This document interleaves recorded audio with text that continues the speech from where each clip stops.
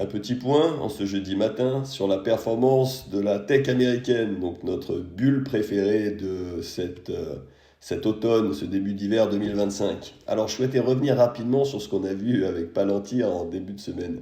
Alors qu'est-ce qui s'est passé exactement? Donc on a une entreprise qui annonce une hausse de son chiffre d'affaires de 63% par rapport à l'année précédente. Donc on est sur une entreprise qui se porte extrêmement bien, hein, sur un marché qui est on ne peut plus pertinent, on ne peut plus en croissance, donc Palantir qui est positionné sur de la gestion de données, sur de l'intégration d'IA, sur de l'IoT, donc de l'Internet of Things.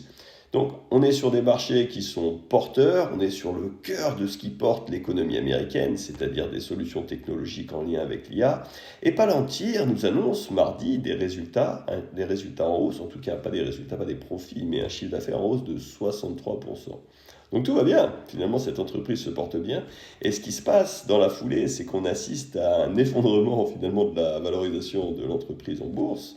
Donc un effondrement, bon certes relatif, mais quand même une chute de 9% de la valorisation de la boîte. Alors qu'est-ce qui se passe finalement? Ce que je voulais vous dire ici, c'est que on remarque de plus en plus que les cours actuels des entreprises liées à la tech américaine, donc toute cette bulle de l'IA, n'intègrent que des bonnes nouvelles. Et que donc, même quand les résultats annoncés, même quand les annonces des dites entreprises dont les valorisations sont extraordinaires sont bonnes, il n'y a pas d'impact positif sur le cours de ces boîtes. Hein. Au moment où je tourne cette vidéo, effectivement, vous pouvez avoir une belle entreprise américaine, une des 7 magnifiques, qui vous annonce quelque chose de tout à fait bon. Ça peut être un taux de croissance de son activité, ça peut être un taux donc, de son chiffre d'affaires, ça peut être une augmentation des profits, ça peut être un partenariat avec un autre majeur pour un investissement de long terme en centaines de milliards qui est censé générer de la valeur, etc. Blablabla. On connaît le narratif, hein, on vit avec ce narratif depuis plusieurs semaines, plusieurs mois. Et ce qu'on remarque, c'est que ça commence à ne plus porter ses fruits au niveau des cours boursiers. C'est-à-dire qu'on s'est tellement habitué aux bonnes nouvelles et ces bonnes nouvelles sont déjà tellement intégrées au cours actuel de ces grandes entreprises qu'il n'y a plus forcément grand-chose à aller chercher à court moyen terme quand on achète, quand on fait l'acquisition de titres de ces entreprises-là. Hein. Je parle bien sûr ici de Meta, je parle de Nvidia, je parle en l'occurrence de Palantir dans cette vidéo, etc., etc. Alors quel est le risque pour vous? C'est que finalement, toutes les bonnes nouvelles sont déjà intégrées au cours actuel de ces entreprises, alors que les cours actuels n'intègrent absolument pas nombre de potentielles mauvaises nouvelles qui pourraient émerger dans les semaines et les mois qui viennent. Hein, de plus en plus d'analystes commencent à parler d'une possible baisse du cours des valorisations de ces entreprises américaines de 10-15%. C'est des choses qu'on voit un petit peu partout. On sait qu'on est allé très très haut au niveau des valorisations.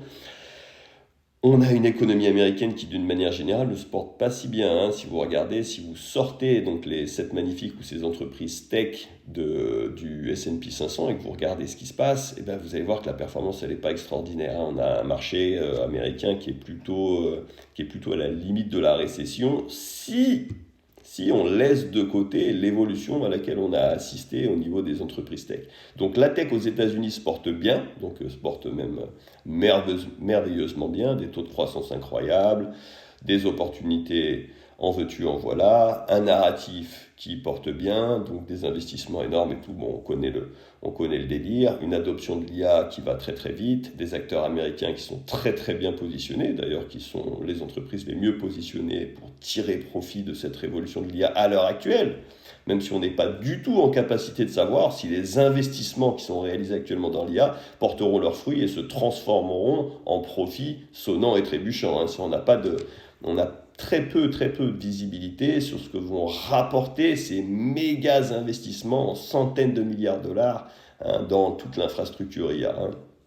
Donc, les entreprises américaines de la tech sont bien positionnées, les valorisations reflètent des anticipations de croissance du chiffre d'affaires et des profits qui sont absolument phénoménales. Et ce qu'on peut observer, c'est que même quand une entreprise se porte bien, donc on a par exemple Palantir, on pourrait avoir des résultats qui seraient tout à fait bons, tout à fait, enfin même excellents, hein, des entreprises comme Nvidia dans les semaines, mois qui viennent, et on pourrait quand même assister à une chute du cours. parce qu'on pourrait se dire, bah voilà, Nvidia annonce une croissance de son chiffre d'affaires très impressionnante, une croissance des profits très impressionnante, et malgré ça, on observe finalement une diminution de son cours, une chute de son cours, du fait potentiellement que toutes les bonnes nouvelles sont déjà intégrées. Si vous essayez de faire le point sur tout ce qu'on a entendu ces dernières semaines, on a principalement donc ce microcosme de méga entreprises tech américaines qui signent des contrats dans tous les sens, ils signent des contrats dans tous les sens les uns avec les autres. Un coup, vous avez Microsoft qui dit bah, je vais investir plus de 100 milliards dans OpenAI. Et puis le lendemain, vous avez OpenAI qui signe un accord avec AWS, donc les services d'hébergement d'Amazon pour obtenir du computing power, donc de la puissance de calcul, de la capacité d'hébergement, etc., etc. Donc au final, on a des valorisations qui sont auto-entretenues au niveau des 7 entreprises, des 7 magnifiques américaines, donc de ces entreprises tech, qui signent des contrats les uns avec les autres dans tous les sens, pour essayer potentiellement d'anticiper ce que devrait être cette décennie dorée de l'IA pour ces grandes entreprises qui sont actuellement en position de force.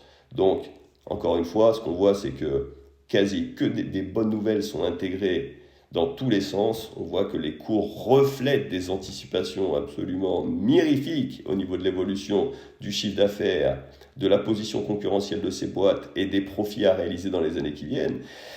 Alors qu'on n'a pas la moindre idée, on ne sait pas du tout si les méga investissements dont on parle vont être en capacité de générer de la valeur pour les actionnaires des boîtes en question. Donc il y a quand même des doutes qui émergent.